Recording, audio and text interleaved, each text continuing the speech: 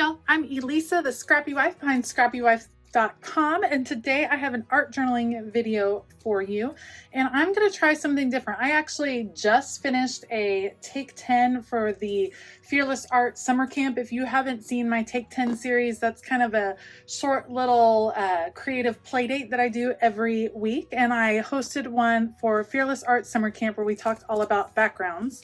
And the idea came to me that perhaps I could try a different approach to my art journaling for the next few weeks. And so I'm going to start out by today I'm going to focus on backgrounds, and I'm going to challenge myself to make 5 different backgrounds on or in my art journal, just easy ones, just simple ones.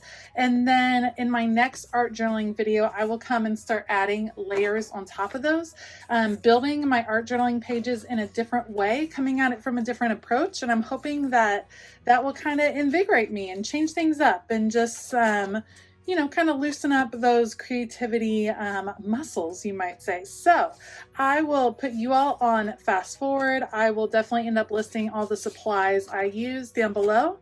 Otherwise, let's go.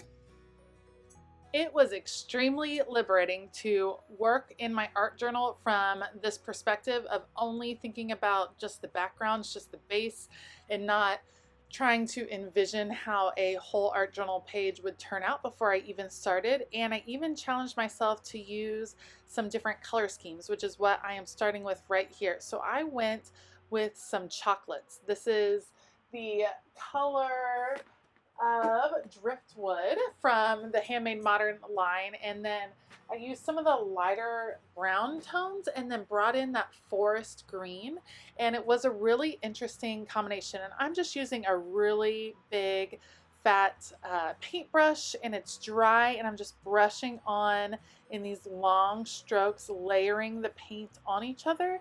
And I really liked the effect. It was super calming to just create, and it was fun to see how the paint was taking to the denim page and to see what kind of texture I could create with just the paint.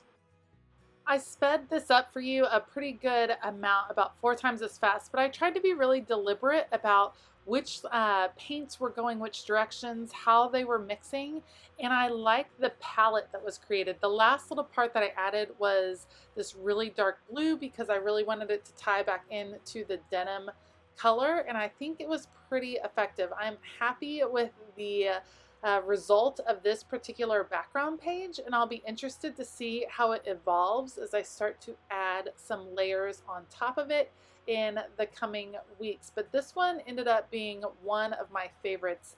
Actually, again, here's that dark blue, and I really like how that kind of brought it all together. I actually did plan for most of these to be single page backgrounds, but I wanted the opposite page to kind of relate. So I went with a different plan on this one. I wanted to paint that whole page that dark blue, where I'd only had the hints of the dark blue on the left. I wanted the entire page to be dark blue on the right. And the initial plan was to add texture in a different way through stamping. As I was painting, I ended up adding some water into this acrylic paint just to get a little bit better coverage. Again, this is a textured watercolor paper in this journal, and so it was just soaking up this paint like no one's business. It probably could have used some gesso, but that's not the look I was going for. I wanted it to be smoother as far as the blue, and then I was going to add texture in a different way. So I have this texture stamp from By the Well for God, and I thought I would just stamp right there, and you can see it did add some texture, but it was a little bit too subtle for me. So what I ended up doing is cleaning off the stamp, and then I'm adding in this really light kind of malty color, and I will stamp with that, and it ends up looking a little bit like bricks, which I love. It's like this really big brick pattern. So I'm adding some more paint in, and I'm just going to continue with that. I have no idea what I'm going to add over the top of this, but I love this page, and I love that thick brick texture. Okay, this is an example of a background that goes wrong. So I have my Distress Oxide sprays and actually my Dilution Shimmer spray, and my plan was to kind of unite these 2 pages with these sprays. But of course, the paper and the denim take it so differently that it just ended up being a hot mess. My shimmer spray wasn't working, so I'm coming in back with a different color shimmer spray, mixing it up, coming in over here, and it just, oh friends, it was not pretty. Look at that, it's a mess. I don't know what I was thinking, and then I just kept going. I thought, well, I'll just add more and that'll help.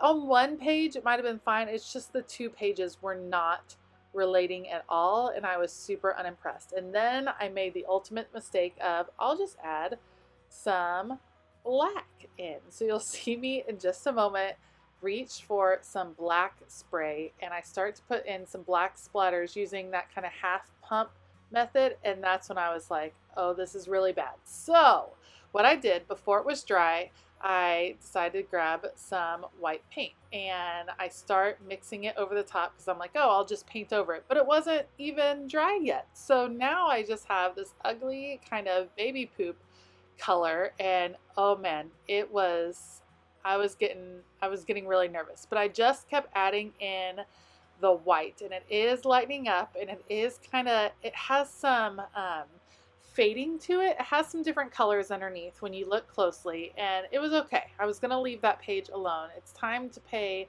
a little bit of attention to what is happening on the right side, because I'm not happy with that at all either. So I pulled out my white gesso, and because I was so fond of the brick on the previous page, I decided to go with a brick stencil right here, and I'm just being really messy with the gesso, and I wanted to be messy on purpose because I kind of wanted that grungy feel. And what I end up doing is I'm just going to put a whole lot of bricks on this page, and I do like how it ends up covering up a lot of that color that I was really unhappy about, but it's not a solid coverage. So in my head, when I come back and look at this art journal page, I'll be able to layer a lot of elements over the top, probably some 3D elements that are kind of popping up off of this brick.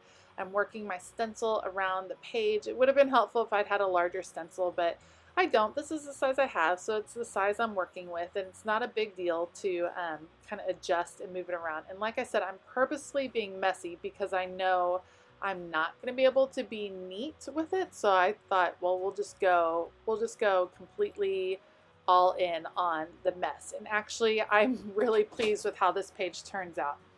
It's definitely one of those that looks like a hot mess now, but I can kind of see how it could turn out pretty cool. So I'm actually excited to come back and take a look at this one.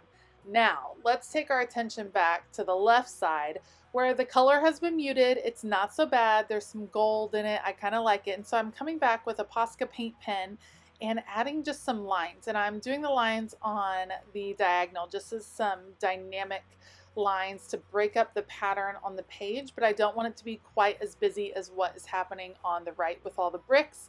And then I decided to come back and highlight it even more with a bright pink paint pen, and now I'm super pleased because it pulls in some of the pink that's in that bottom corner. I feel like it's setting up really nicely to add some other layers and some focal points on this page, and it is night and day better than what it was when I started.